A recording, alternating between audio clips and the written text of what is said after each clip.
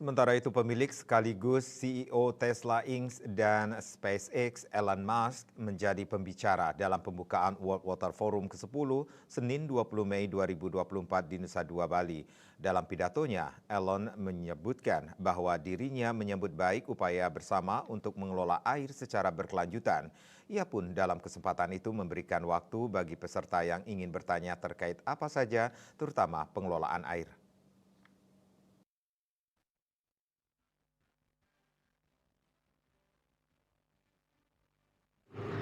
Dipantau secara daring dari kanal YouTube Sekretariat Presiden saat ditanya terkait solusi dalam mengatasi krisis air global, Elon mengatakan bahwa masyarakat dunia bisa memanfaatkan panas matahari.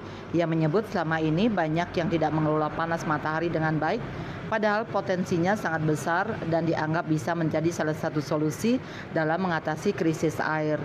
Elon menilai bahwa pembangkit listrik tenaga surya PLTS mempunyai potensi sebagai penyumbang energi baru terbarukan EBT yang lebih murah serta efektif untuk proses desalinasi air laut guna menyediakan air bersih.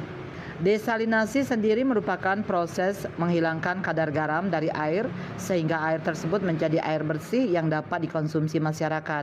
Proses desalinasi sebelumnya dinilai sebagai proses yang membutuhkan energi dan mahal, namun proses tersebut menurut Elon Musk dapat diterapkan dengan efektif dan murah apabila memanfaatkan energi matahari. Ia mengungkapkan bahwa harga baterai untuk menyimpan energi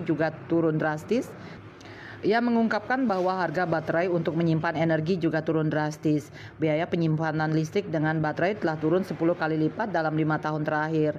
Elon Musk merinci, PLTS dapat menghasilkan sekitar 1 gigawatt per kilometer persegi yang didapat dari sinar radiasi matahari di permukaan. Dia Dewi Bali Pos melaporkan.